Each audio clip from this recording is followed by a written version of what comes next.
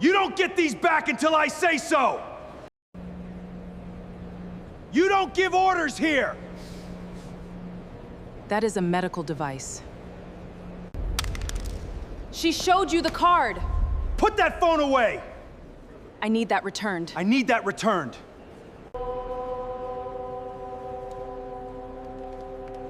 Everyone step back right now!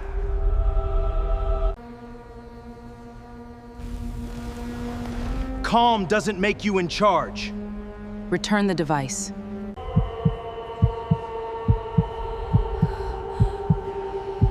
My name is Ava Monroe.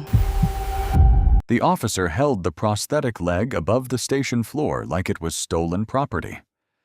"You don't get these back until I say so," he snapped, while commuters froze and Ava Monroe gripped the edge of a metal bench, refusing to beg. What kind of power makes a man take away someone's ability to stand? Why did everyone look away when her medical card hit the tile? And why did the quiet old man on the security feed stop smiling the moment he saw her face?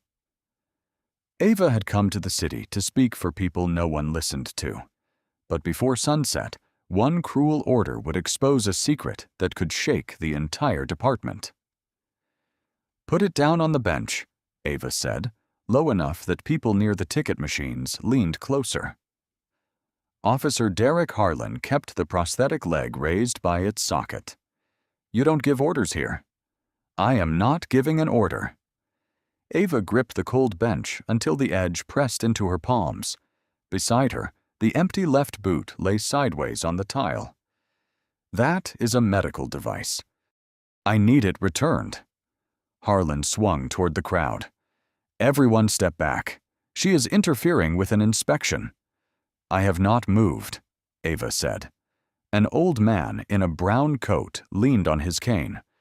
"Officer, she showed you a card." "Sir, stay out of my scene."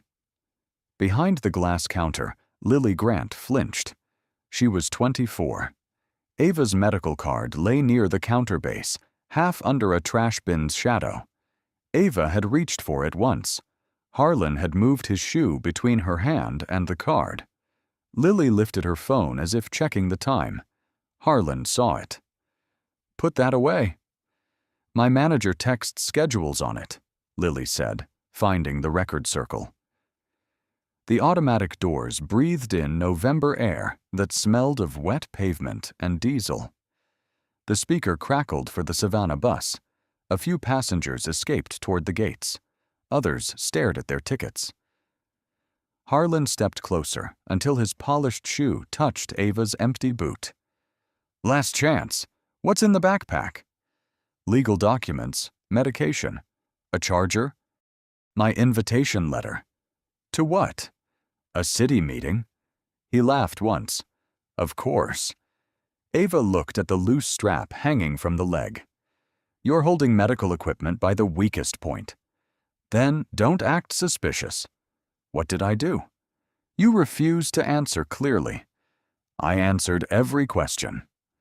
Ava's right knee, still fitted with its prosthetic, locked against the floor. She adjusted her balance without standing, and the bench squealed under her palms. Mr. Bell cleared his throat. "She said her name. She said where she was going." Harlan pointed the prosthetic toward him. The old man's mouth closed. His cane tapped once. Lily's phone trembled behind the glass. On the tiny screen, Harlan filled the frame while Ava sat low in the corner. Lily shifted an inch to catch the boot.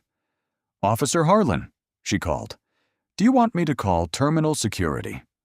"I am terminal security right now." "No, sir. Owen is in the camera room." Harlan's face tightened near one eye. Ava saw it. "There are cameras above the counter." "I know where the cameras are." "Then you know I showed you the card." He bent, picked up the medical card, and slapped it against his palm without reading it. "Anyone can print plastic." Ava's gaze followed the card. In its sleeve were her photograph, certification number, and clinic seal. Her father had once told her to keep it visible and speak once, not twice. She spoke once. My name is Ava Monroe. Return the device. Someone's paper cup collapsed with a wet crunch. Harlan leaned close enough for her to smell stale coffee. Ava Monroe, you're going to learn that calm doesn't make you in charge. He turned toward the service hallway, still carrying the prosthetic. Ava's hands stayed on the bench. Her empty boot remained on the tile. Behind the counter, Lily lowered her phone enough to see that the recording had not stopped. At 6:45 a.m., the buckle on Ava's left prosthetic clicked twice before it settled. She sat on the edge of her bed in gray light, listening to the radiator knock. The apartment smelled of instant coffee. On the chair, her coat waited over files tied with a blue band. "Come on," she whispered to the strap. Her phone lit up on the quilt. "Dad?" Ava answered while smoothing the liner over her knee. "You awake?" Isaiah Monroe asked. "I'm putting myself together." "That means you are awake." "It means I am late." "Graybridge makes people wait. Leave early." "I am leaving in 10. You have the invitation?" "In the folder." "Medical card?" "In the front pocket." "And the old photo?" Ava looked toward the nightstand. The cracked wooden frame lay face down. In the picture, Isaiah was younger, in a dark robe, one hand on her shoulder after her first school debate. "You checking my luggage now?" "No, I am checking your courage." Ava fastened the second buckle. "That survived worse than a bus station." The line stayed open. Somewhere on his end, a spoon touched a mug. "I may come by the meeting later," he said. "You said it was closed." "Closed rooms still have doors." Ava reached for the frame. The cracked corner caught the cloth of her backpack and pulled a thread loose. She freed it, then slid the photograph between notes and clinic records. "Dad, I'll call from the terminal." "You always say that when you're about to carry too much alone." "I learned from someone." A knock came from the hall. "Ava, you need the ramp door held?" Mrs. Carla Wren's voice carried through the thin door, rough from cigarettes. Ava stood, tested both feet against the rug, and grabbed the backpack. "I have to go," she told Isaiah. "Walk in slow," he said. "Make them listen." "I don't make people do anything." "You make them remember they should have." Ava ended the call. In the hallway, Mrs. Wren waited in a purple robe, silver hair pinned with yellow clips. She held the side door key and watched the backpack pull at Ava's shoulder. "That bag looks like court." "City council, almost court." "Same faces, worse chairs." The photo frame corner pressed through the fabric. The tiny point tapped Ava's hip with each step. Outside, the morning air stung her teeth. Mrs. Wren held the ramp door wide, but her eyes stayed on Ava's right foot, hesitating on damp metal. "You want me to call a car?" "I have the bus pass." "You want me to come?" "You hate meetings." "I hate people who make meetings necessary." At the curb, the bus shelter flickered under a weak light. "This the one about those complaints?" Mrs. Wren asked. Ava touched the front pocket of her backpack. "Medical devices taken during stops. Chairs searched without consent. People written up for not moving fast enough." "And you think they'll listen today?" "I think there will be a record." The bus sighed to the curb. Its doors folded open with a rubbery hiss. Ava stepped toward it. Her phone buzzed again, but she could not free it before the driver called. "Downtown connection, last boarding." She found a seat near the front and rested the backpack on her knees. The cracked frame pressed against the fabric like a warning she had decided to carry anyway. The bus doors folded open at 8:12 a.m., and Graybridge Central breathed cold air into Ava's face. She waited for the aisle to clear, then stood. Her prosthetic feet made a hollow sound on the steps. Diesel smoke mixed with wet leaves. The cracked photo frame tapped once against her hip. "Need the ramp?" the driver asked. I've got it. Platform slick. Thanks. She crossed the curb cut. Suitcase wheels rattled, and the automatic doors hissed shut behind her. Inside, fluorescent panels flattened every face.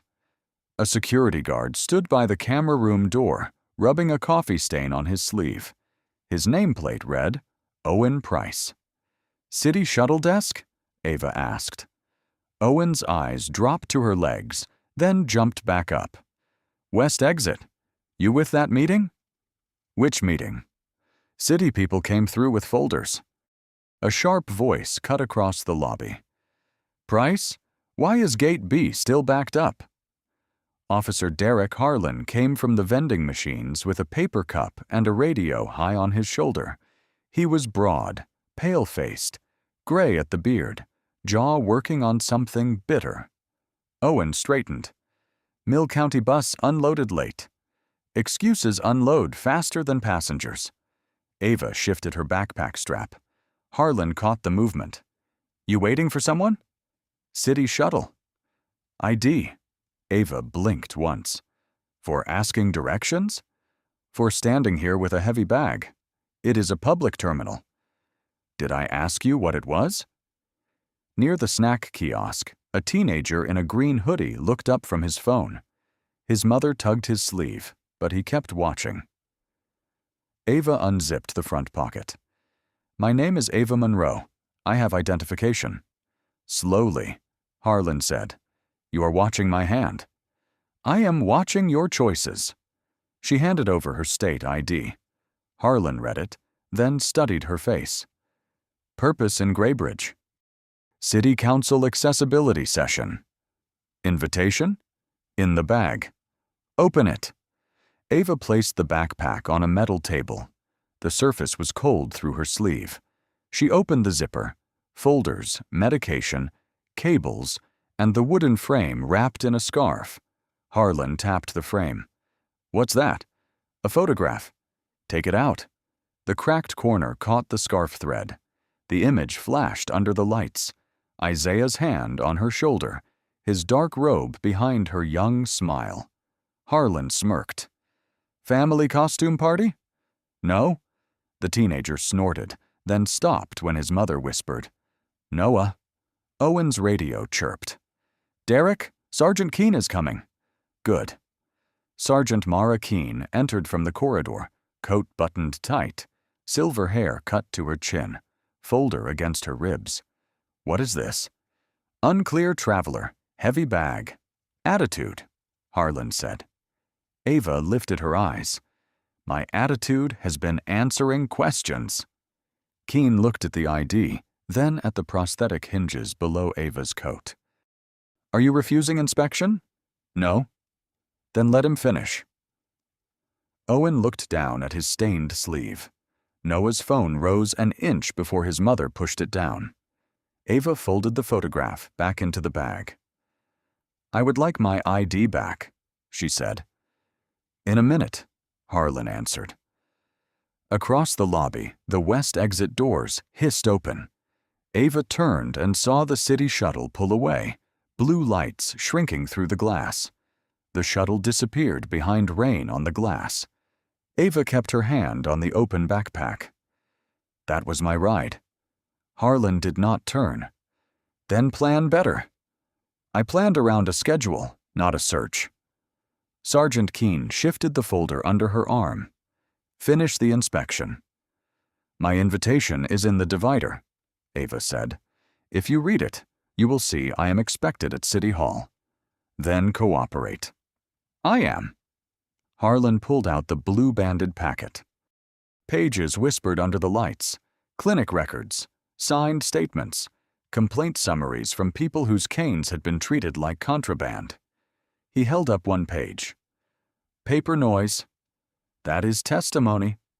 That is your word. It has case numbers. Everything has numbers now. Owen Price stood by the camera room door. Burnt coffee drifted from the desk. Behind the ticket glass, Lily Grant watched. Ava reached into the side pocket. My medical card is here. Harlan's hand dropped. slowly. You're watching my hand. I am watching your choices. She drew out the plastic sleeve. Certified bilateral prosthetic user. Emergency contact. Device numbers on the back. Keen leaned closer, but did not take it. Harlan did. He pinched the edge. You bring special cards to avoid rules? I bring them so officers do not make dangerous mistakes. That sounded like a warning. It was information. The card slipped from his fingers. It struck the tile with a dry clap and slid under Lily's counter. Ava moved before she thought. Her right knee flexed. Her hand reached down. Stay seated, Harlan snapped. I need that card. You need to listen. The card stopped in dust beside a dropped penny and a black rubber band. From the bench, Ava could see her own photo half hidden by shadow. Lily stepped out. I can get it. Back where you were. I work here. Then work. Her jaw tightened. She returned to the register, but her phone rose behind ticket sleeves. A red recording circle glowed in the glass. Keen noticed. Miss, no recording police activity. This is the public lobby, Lily said. Harlan turned. Name? Lily Grant. You want to be part of a report? Lily tore off a blank receipt with hands that did not match her voice. I want her card off the floor. At the snack kiosk, Noah whispered, Mom? He dropped it. Denise Mills pulled him back by his hood. Don't. Ava stayed still. Her palm rested open on her knee. Cold air brushed the floor each time the doors hissed behind her. My invitation, she said. Please read the first page. Harlan lifted the city letterhead and handed it to Keen. Her eyes moved across the seal. What is this session? Accessibility oversight. Harlan laughed. Convenient. No, Ava said, looking at the card. Scheduled. Keen folded the letter. Officer Harlan, document the items and return what is not relevant. I decide relevance. You document it, she repeated. For the first time, Harlan did not answer. The speaker crackled overhead, filling the pause with static. When it cleared, the lobby had gone still. Then Harlan reached into the backpack and touched the wrapped photograph. Ava's voice changed by only a degree. That stays wrapped. Harlan smiled without warmth. Everything comes out now. Harlan's fingers tightened on the scarf. Ava did not reach for it. She watched the cloth stretch around the frame and kept both hands open on her knees.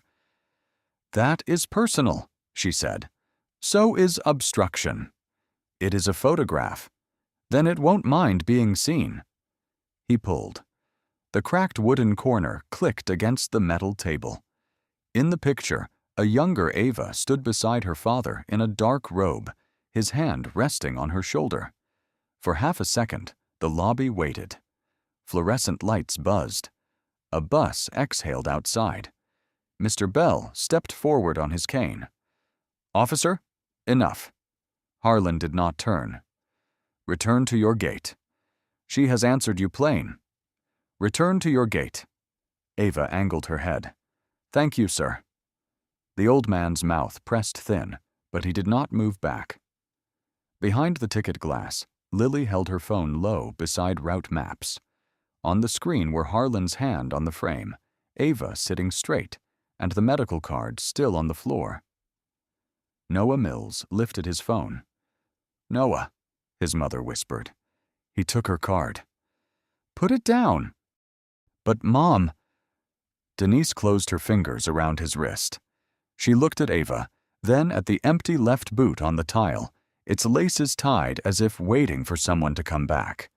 Her grip loosened. Sergeant Keen stepped toward the table. Derek, log the personal item and put it back. She claims city business, Harlan said. We verify who she is.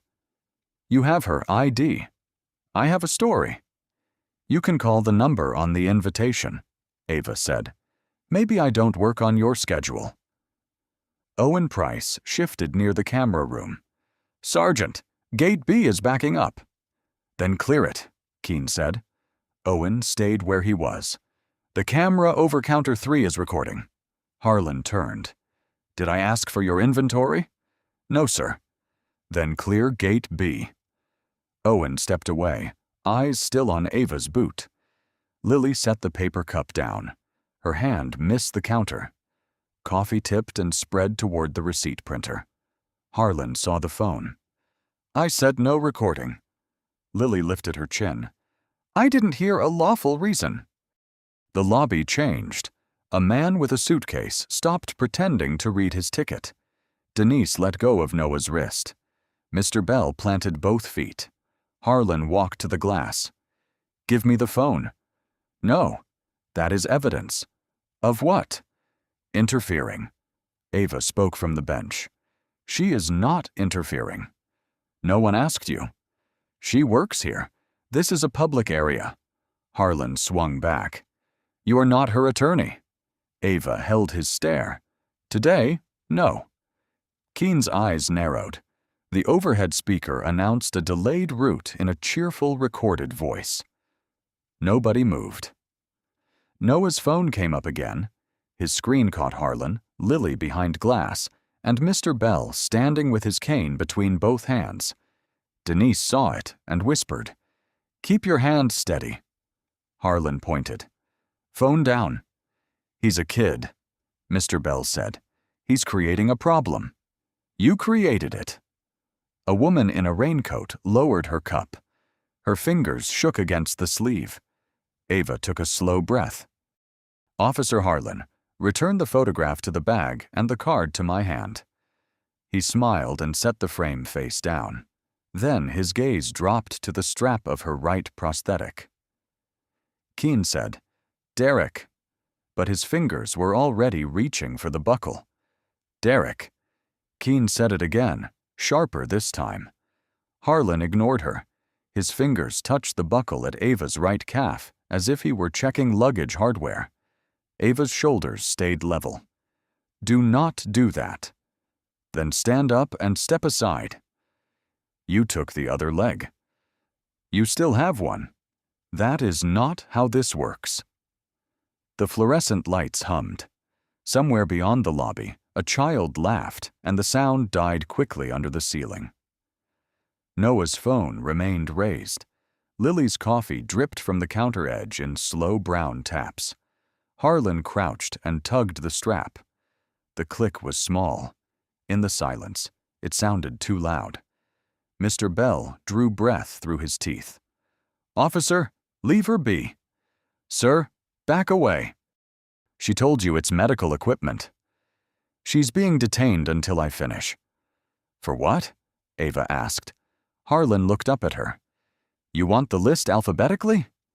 Keene stepped closer.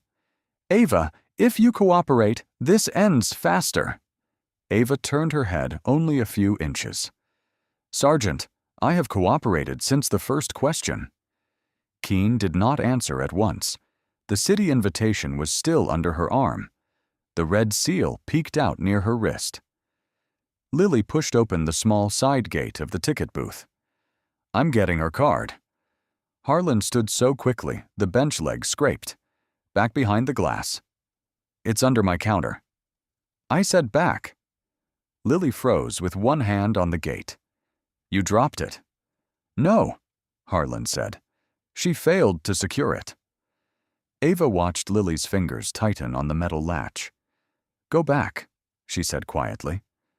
Lily looked at her, startled. Keep recording, Ava added. Harlan heard that. Give me the phone. Lily stepped back into the booth and shook her head. No, sir. Noah swallowed. Mom, he's taking off the other one. Denise answered without looking away. I know. Harlan bent again. Last chance. Remove it yourself.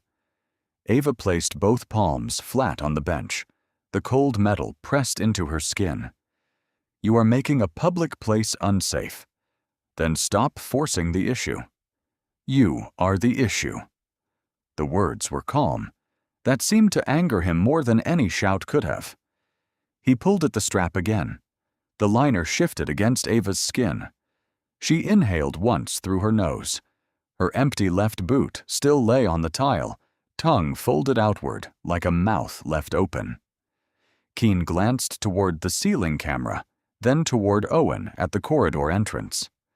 "Price, witness the procedure." Owen did not move. "Sergeant, I don't think this is procedure." Harlan gave a humorless laugh. "You don't think much at all." Ava's voice stayed even. "Officer Price, there is a medical card under the counter, an invitation in her hand, and my left prosthetic in his custody. Please say that out loud." Owen's mouth opened, then closed. "Say it," Mr. Bell muttered. Owen looked at Keene. "The card is under counter 3. The invitation appears official. The left device was removed by Officer Harlan." Nobody breathed for a beat. Keene's jaw shifted. "Derek, stop and let me review the paperwork." He pulled the strap free. The second click snapped through the lobby. Noah lowered his phone just enough to look sick. Denise put a hand over her mouth. Lily whispered something that vanished under the speaker's crackle. Ava's right foot slipped half an inch as the support loosened, and both her hands clenched the bench so hard her knuckles lost color. Harlan straightened with the loose strap hanging from his fist. "Now," he said, "we start over." And from somewhere behind the service door, a desk phone began to ring.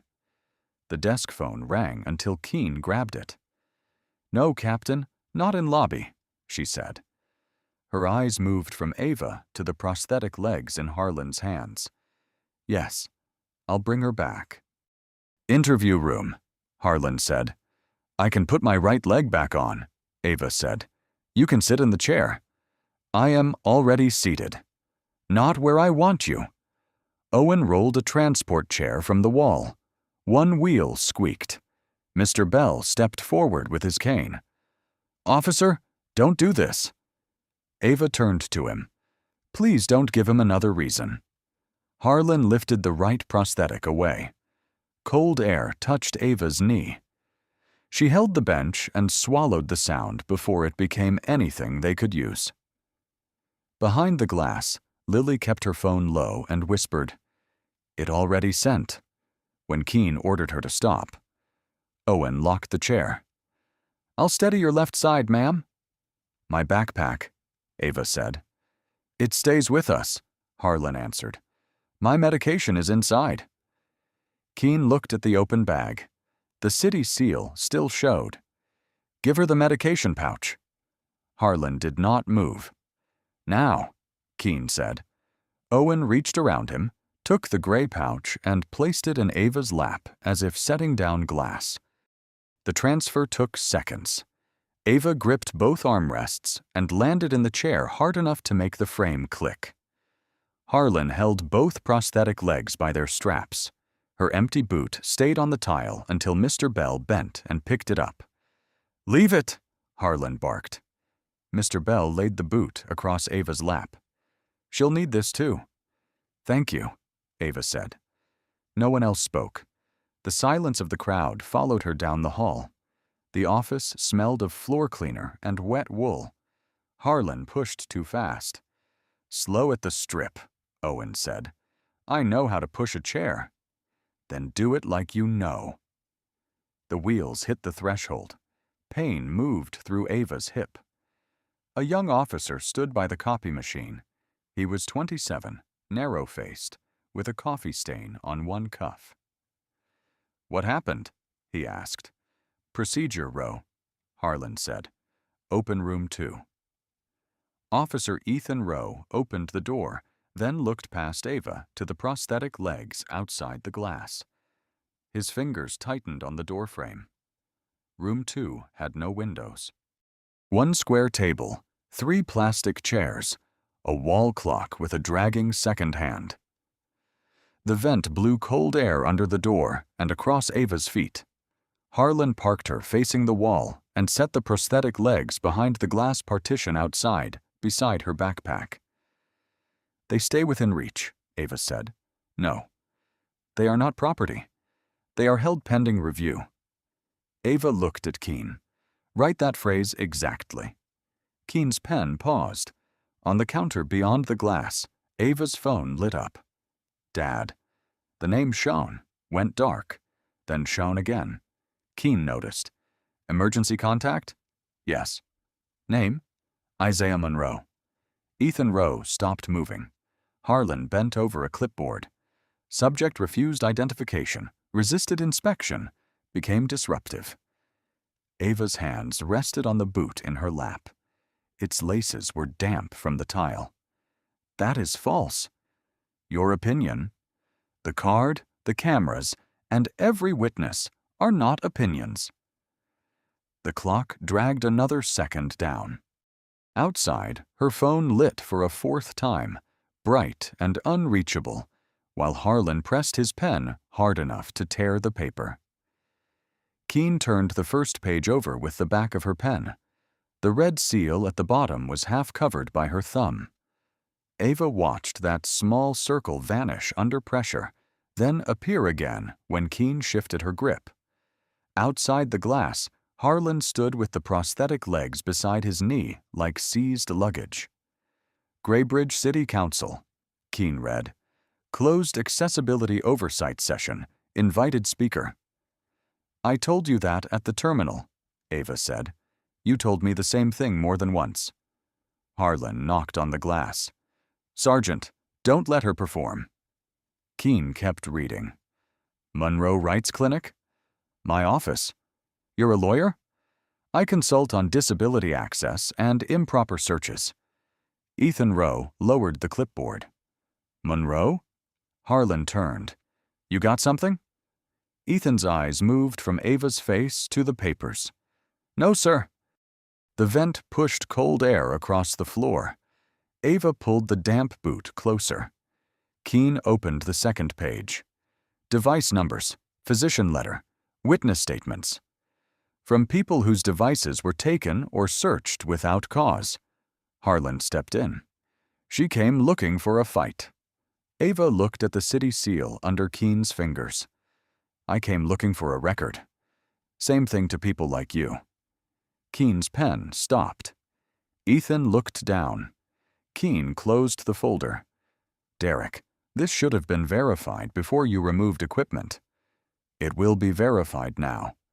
It should have been verified before. He reached for the folder. Then I'll put it with evidence. That is not evidence, Ava said. It is part of the incident. It is the reason I was in the building. And now it is in our custody. The room smelled of toner, wet cloth, and sour coffee. Sergeant, Harlan said. She placed the folder on the table, but her palm stayed over the red seal. You want my job? I want the paperwork straight. Then write that she refused a lawful instruction. Ava's phone lit beyond the glass. Dad. Then it went dark. Ethan took one step toward it. Rowe, Harlan snapped. Her emergency contact keeps calling. Emergency contacts don't run my room. Ava's voice thinned, but did not break. Tell him I am safe enough to hear him. At 8:46 a.m., Ava Monroe stood outside Council Chamber B with rain on his black overcoat. Grace Holloway, 45, short curls, glasses on a chain, held a tablet to her chest. She should have been here 20 minutes ago, Grace said. Did she text? Isaiah asked. No. She answers when she can. She would have sent one word. Paul Danner, 54, the council secretary with badges under one arm, hurried over. Judge Monroe, we can delay 5 minutes, but the police liaison is inside. Isaiah did not take a badge. Was there a terminal delay? I can ask transport. Ask police first. Paul's smile faded. Is there a problem? Isaiah looked at the closed chamber doors. Behind them, microphones popped and chairs scraped. Not yet. Back in room 2, Harlan slid Ava's folder into a gray drawer and turned the small key. Keen's hand remained in the air where the seal had been. Ethan stared at the drawer label. Personal effects. Ava watched the key go into Harlan's pocket. Then the station phone on Keen's desk blinked. The phone on Keen's desk blinked twice before it rang. Harlan ignored it and patted his pocket where the drawer key sat. Now we finish the report. Keen picked up. Sergeant Keen? Ava heard static, a distant voice, then the scrape of Keen's pen stopping on paper. Yes, this is the terminal annex. Yes, we have a detained female matching that name. Harlan looked over. Who is it? Keen raised one finger. Ava kept the damp boot in her lap. The vent pushed cold air beneath the door, curling her toes inside her sock. Keen's voice changed. Not louder, cleaner. Judge Monroe, the matter is under review. Harlan's pen stopped. Ethan Rose stared at Ava, then at the phone beyond the glass. It lit again with the same name, then faded. No, sir, Keen said. She is in interview room 2. Her mobility devices are secured pending. A pause cut her sentence in half. Understood. Harlan crossed the room. Give me that. Keen turned her shoulder away. Captain Hale is being copied into this call? Ava closed her eyes once. Her father's voice was only a thin vibration through black plastic, but she knew its weight. Keen hung up slowly. What did he say? Harlan asked. He asked why an invited speaker for a council oversight session is here without her medical devices. She gave attitude. That is not a charge. Ethan touched the doorframe. Should we call Captain Hale? Keen picked up the phone again. Yes, Ava said. The city meeting began at 8:30. Keen dialed. Captain, this is Keen. We have a situation at the terminal annex. Harlan walked to the glass. Those cameras will back me. Ava looked at the ceiling corner. Then request them. The hallway smelled of burnt coffee. Lily appeared beside Owen Price, phone in both hands. I need to give a statement, she said. Harlan opened the door halfway. You need to sell tickets. I sent the video. Keen turned. To whom? Nora Vale. She covers City Hall. Harlan's face lost color. You distributed police evidence?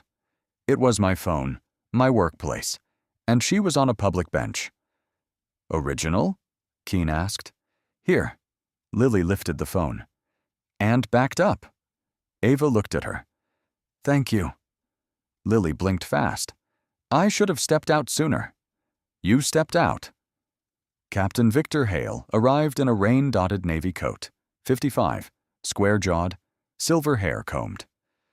Room 2, he said. Now. Harlan straightened.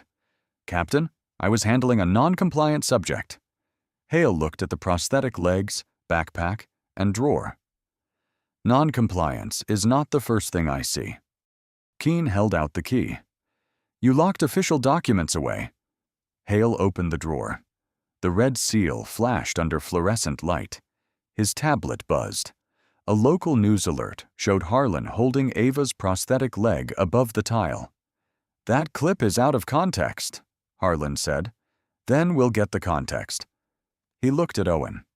Pull every camera from counter 3, gate B, and the hallway. No gaps.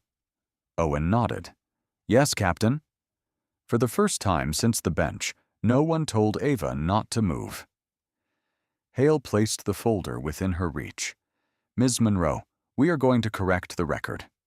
Ava touched the red seal, but did not open the folder. Start with the video, she said. Owen Price returned with a woman carrying a black equipment case. Samira Cho, he said. Camera systems. Samira was 33, small, copper rim glasses low on her nose, blue tape around one finger. She plugged into the security desk. The monitor woke with a pale buzz. Counter 3? She asked. Captain Hale nodded. From the moment she entered, Ava sat behind the glass with her folder on her lap. Her prosthetic legs leaned against the wall. The room smelled of wet coats, coffee. Samira clicked. On screen, Ava came through the terminal doors, coat damp, backpack tight across her chest. Harlan stopped her within seconds. No commentary, Harlan snapped when Ava leaned forward. Hale said, "Let it play." The footage showed her ID, the invitation, the medical card before it struck the tile. Samira slowed the frame until the plastic sleeve slid under the counter. Lily whispered, "He dropped it." "The angle is bad," Harlan said. "There are 3 angles," Samira answered. The next view caught his shoe blocking Ava's hand. Ethan checked the clipboard. Report says subject refused to present medical identification. Hale held out his hand. The paper scraped as Ethan passed it over. "Preliminary language," Harlan said. "You signed it," Ethan said. Keene turned. "Officer Rowe." He swallowed. "It says signed." Ava watched herself on the screen. Hands open, shoulders steady, while people looked away. The lobby audio came through thin and broken. "That is a medical device," her recorded voice said. Then Harlan's voice. "Anyone can print plastic." Ava's phone buzzed in the tray. Grace Holloway's name flashed after her father's. Hale glanced at it. "Your meeting was delayed 10 minutes. Ava turned. "Was?" Keene put Paul Danner on speaker. "Captain, the chair can hold the room until 9:15. The liaison is asking whether Ms. Monroe withdrew." Ava's hand went into her folder. Her fingers found the cracked frame. Isaiah's younger face caught the fluorescent light. She squeezed until the broken corner dug into her thumb. "I did not withdraw," she said. "They will mark the empty chair," Hale said. "No," Ava answered. "They will mark that I was absent." Keene looked at the prosthetic legs. "We can transport you." "With what equipment?" Ava asked. No one answered quickly enough. Samira changed to the hallway feed. It showed Harlan carrying both prosthetic legs by the straps, Ava behind him, her boot across her lap. Lily covered her mouth. Ethan closed his notebook. Harlan pointed at the monitor. "That hallway has no audio." "It has enough," Hale said. A red bead appeared where the frame corner had pressed Ava's thumb. She loosened her grip and stared at her hand as if it had finally spoken. Hale opened the glass door. "Ms. Monroe, I am authorizing the immediate return of your mobility devices." "I will put them on myself," Ava said. "Of course." Harlan gave a short laugh. "Now everyone is scared of a name." Ava lifted her eyes. "You were not asked to respect my name." Samira's computer chimed. "Full export complete" appeared on the monitor. Through the speakerphone, the City Hall clock struck 9, and Paul Danner said, "Judge Monroe is asking if his daughter can still speak for herself." "Tell him yes," Ava said. Paul Danner crackled through the speakerphone. "Judge Monroe is in the chamber hallway. He is asking whether transport is needed." "No," Ava said. "I need my legs, my bag, and 10 minutes." Captain Hale looked at the devices against the wall. "Officer Rowe, assist only if requested." Ethan nodded. "Yes, Captain." Harlan folded his arms. "So now she dictates procedure?" Hale did not look at him. "You are relieved from contact with Ms. Monroe." Harlan's mouth opened, but Keene stepped between him and the glass. "Derek," she said, "stand down." Ava reached for the first device. The socket was cold. Her fingers checked each buckle. Lily stood outside the doorway with Ava's medical card. "I wiped the dust off," Lily said. "Thank you." Ava slid the card into her sleeve. "It is not where it ends up that matters. It is who decided it belonged there." No one answered. At 9:07 a.m., the front doors opened. Rain clung to Ava Monroe's coat. He walked past the benches, a tall black man with silver hair, Grace Holloway, half a step behind him. Harlan glanced up. "Sir, this area is restricted." Captain Hale straightened. "Judge Monroe." The title changed the air. Owen stopped by the camera room. Keene went still. Harlan looked from Hale to Isaiah, then to Ava behind the glass. Isaiah did not raise his voice. "Where is my daughter?" Ava had just fastened the right strap. Her hand missed the final buckle and found it again. "Dad," she said.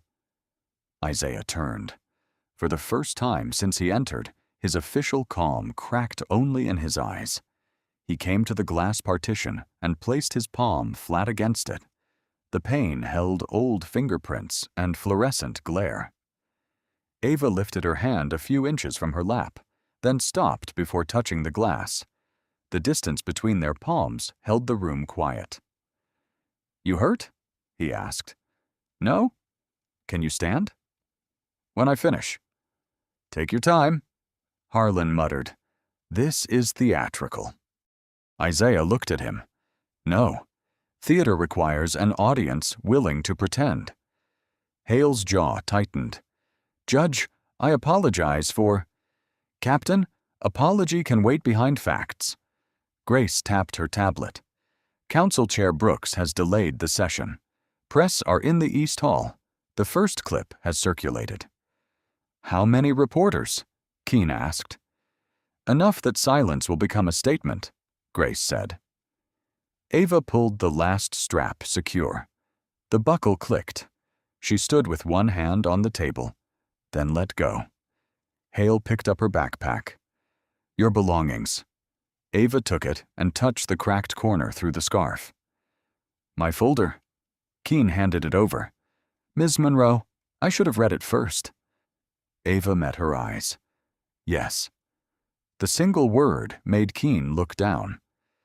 Isaiah stepped aside, giving Ava the path instead of taking her arm. Harlan watched her walk out. "You people always know someone." Ava stopped beside him. The hallway smelled of rain, toner, and bitter coffee. "I knew myself before you knew my name," she said. Isaiah lowered his hand from the glass. "Captain Hale, my daughter has a meeting to attend. After that, your department has one too." Hale nodded once. Behind them, Samira's monitor kept playing the footage, frozen on Harlan holding the prosthetic leg above the tile. The East Hall outside Council Chamber B smelled of wet coats and varnish. Grace opened the door. Chairs scraped as people turned. Ava stepped in without taking Isaiah's arm, her prosthetic feet steady on the floor. Council chair. Helen Brooks sat beneath the seal with a silver scarf at her throat. "Ms. Monroe," Brooks said, "we held the session." "Thank you." Ava set her folder on the witness table. Harlan entered behind Captain Hale, no longer in front of anyone. Keene followed with a folder against her chest. Ethan Rowe carried a flash drive in a plastic sleeve. Brooks looked at Hale. This was scheduled as policy. "It became something else," Hale said. A projector warmed with a dry fan whine. Samira Cho connected the drive. On the screen, Ava appeared at the terminal doors. Damp coat, heavy backpack, no raised voice. Harlan stopped her before she crossed 10 feet. The clip ended on the medical card sliding under the counter. Lily Grant sat in the second row, still in her ticket counter vest. Her fingers twisted a receipt until it tore. Brooks leaned to the microphone. "Officer Harlan, why was that card not reviewed?" Harlan's chair creaked. The situation moved quickly. On the screen, recorded Ava said, "It is in the side pocket." Noah Mills whispered, "It wasn't quick." His mother touched his knee, but did not silence him. The next clip showed the prosthetic leg raised above the tile. Several people looked away. Mr. Bell kept his cane upright between both hands. Hale placed Harlan's report on the table. This says Ms. Monroe refused identification and became disruptive. Ethan stepped forward. His stained cuff shook. I logged a correction at 9:02 after reviewing the footage. Harlan turned. You had no authority to alter my report. I didn't alter it, Ethan said. I documented the conflict. Brooks turned to Keene. Did you read the invitation before the devices were removed? Keene opened her folder. The red seal flashed under the lights. I saw it. Did you verify it? No. Why not? Keene's mouth tightened. Because the easy version was already in motion. A reporter's pen stopped scratching. Ava touched the cracked frame inside her bag, then pulled out only the city packet. May I speak? Brooks nodded.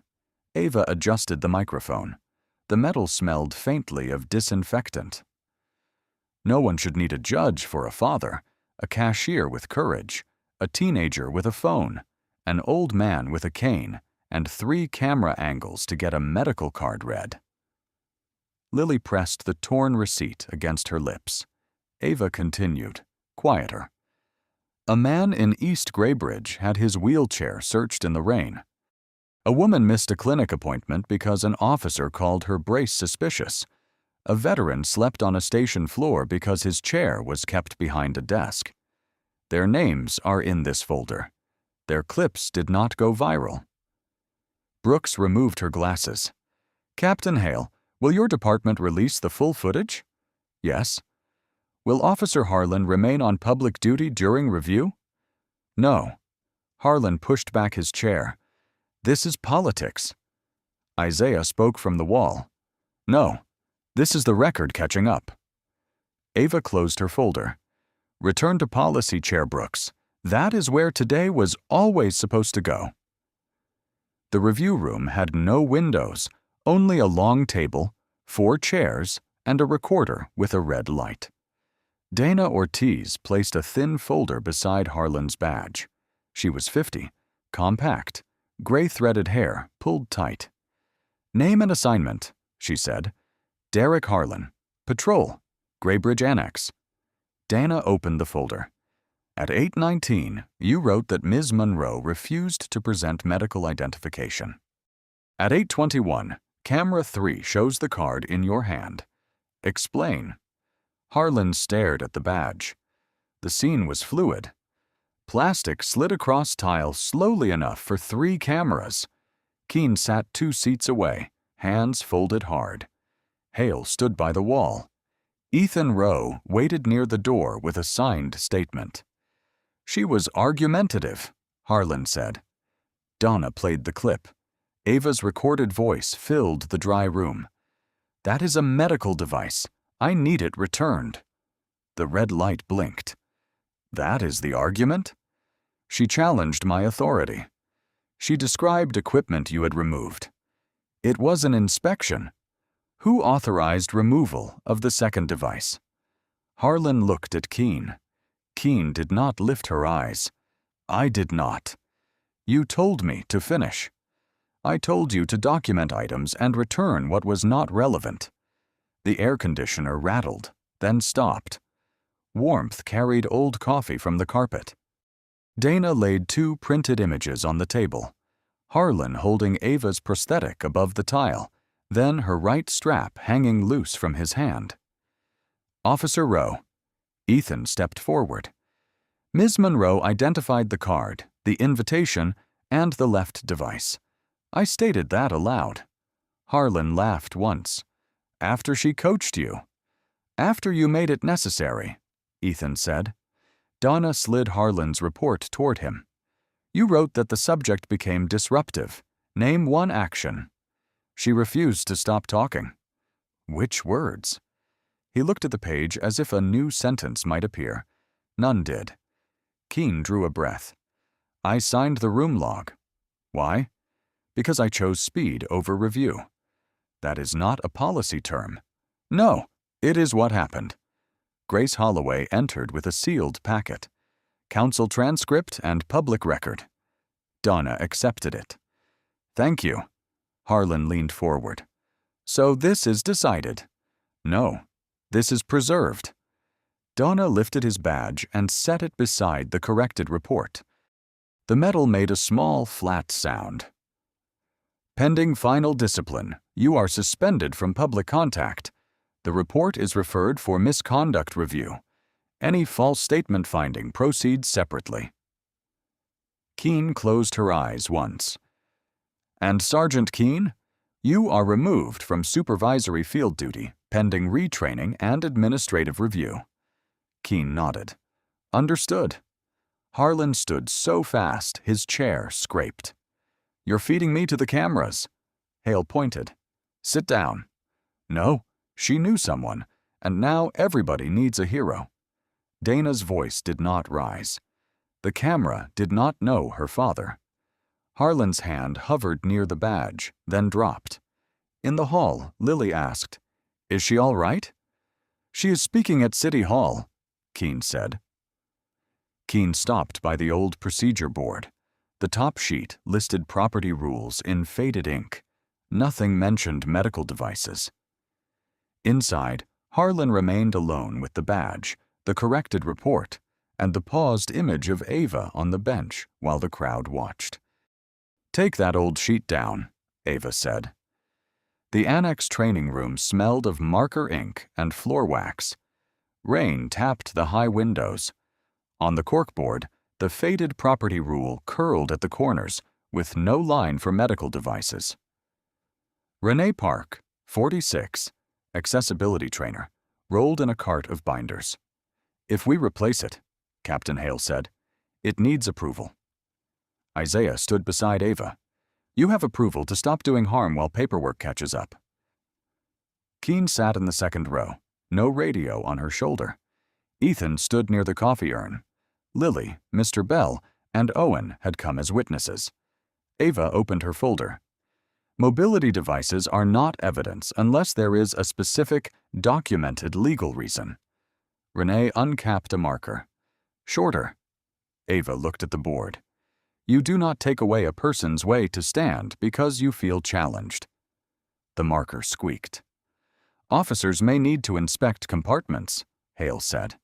Then inspect with consent or written cause, Renee answered. If removal creates danger, stop. Bring a trained supervisor. Owen lifted a hand. What if the supervisor is the problem? Isaiah turned to him. Then the report bypasses the supervisor. Ava slid a page across the table. Anonymous escalation line. Camera review within 2 hours. Medical card photographed, not confiscated. Device returned unless a judge orders otherwise. Lily's cup crackled. And witnesses? Witnesses can give statements without threats. At 10:18 a.m., Renee lifted the new protocol sheet. Ethan pulled the old rule free. Keene stood. May I? Ethan handed her the pushpins. She held them like 4 decisions, then fixed the new page where the old one had been. No one clapped. Ava read the title. Medical Mobility Device Contact Protocol. Mr. Bell's cane tapped once. Needs her name on it? No, Ava said. If it has my name, they'll treat it like one incident. It belongs to the next person no one recognizes. Renee wrote a footer. Required at every stop, search, transport, and holding decision. This goes into roll call today, Hale said. And academy refreshers, Renee added. And body camera checklist, Ethan said. Hale looked at him. Put it in writing. Keene's fingers hovered near the new sheet. Ms. Monroe. Ava turned. I was keeping the lobby under control, Keene said. I was keeping my mistake comfortable. Ava let the fluorescent tick fill the pause. Then don't be comfortable again, she said. Lily set her coffee down. If someone is scared to record, what do? Call for another witness, Ava said. Say the time out loud. Describe what you see. Systems forget less when ordinary people make a record. Owen wrote the sentence on his schedule. Isaiah's phone buzzed. Grace had sent the council vote. Adopted unanimously. She zipped her folder. Captain, post copies at terminal, holding rooms, and intake desk. By end of day, Hale said. Before lunch. He checked the clock. Before lunch. As the group filed out, the old sheet lay in the trash. The new page held flat under 4 pins. Isaiah waited by the door. You all right? Ava adjusted the strap at her knee. No. He accepted the answer. Together, they walked into the hall, where workers measured space for a copy beside intake. 3 months later, the automatic doors at Graybridge Central opened without a hiss. Ava stood on the curb in a navy coat, one hand on her backpack strap. The rain had stopped, and the polished floor reflected morning lights in pale strips. Her prosthetic feet touched down with a clean rhythm. Inside, the old property notice was gone. A white sign near intake read, "Medical mobility devices require documented cause, supervisor review, and camera confirmation before removal." Lily Grant saw Ava from the ticket counter. She wore a supervisor badge, slightly crooked. "You came back," Lily said, "for the program launch." Lily slid a small envelope across the counter. "Mr. Bell asked me to give you this." Inside was a ticket stub and a note in blue ink. "I should have spoken sooner. I will not wait next time." Ava folded it once and placed it beside her medical card. Near Gate B, Noah Mills adjusted a camera tripod while Denise held a cable. Owen Price stood by the camera room with a checklist. "Counter 3, Gate B, hallway feed," he said. "No gaps." "Good," Ava answered. At the annex, Ethan Rowe finished roll call before 10 officers. He read the new protocol, then added, "If your report needs someone smaller to sound wrong, your report is already wrong." Keene sat at the back in a plain blazer. Her field sergeant stripes were gone while review continued. She had completed retraining and requested work in the Disability Access Unit. When Ava entered, Keene stood. "I don't expect you to make this easier." "I'm not here to make it harder." Across town, Derek Harlan's name appeared in the public review file, terminated after sustained findings of misconduct, false reporting, and improper seizure of medical equipment. No one cheered when the vote passed. Captain Hale closed the folder and asked Dana Ortiz for the next audit date. The city posted the full report that afternoon. It listed camera release timelines, an independent complaint path, and mandatory training for every officer in Graybridge. The line Ava had insisted on stayed exactly as written. A person's ability to stand is not leverage. That evening, Isaiah sat in his office under a brass lamp. The cracked photograph from Ava's backpack now stood in a new black frame. In the old image, his hand still rested on her shoulder. Beside it lay the first oversight report. Ava set Mr. Bell's note next to the frame. "He wrote small," Isaiah said. "He spoke big enough." Isaiah looked at her over his glasses. "And you?" Ava touched the frame. The old crack was hidden now, not erased. "I got through the room." "That is not a small thing." "No," she said. "It isn't." The next morning, Ava returned to the terminal as a speaker, not a case file. Folding chairs filled the spot where the bench had scraped the floor. Lily stood by the wall. Noah filmed with permission. Owen checked the notice. Ethan handed out cards explaining the complaint line. Ava did not describe every minute of that day. She held up her medical card, then lowered it. "This should be enough," she said. From the back row, a woman with a cane nodded slowly. When the session ended, Ava walked past counter 3. The bench was still there, but the floor beneath it had been sealed. Her steps did not disappear under the crowd this time. They crossed the tile, steady and quiet. The doors opened to clear light. If this story made you think of a moment when someone's dignity was ignored, share it in the comments. Sometimes the smallest witness, a phone held steady, a sentence spoken out loud, or a note passed across a counter can help truth find its way into the room.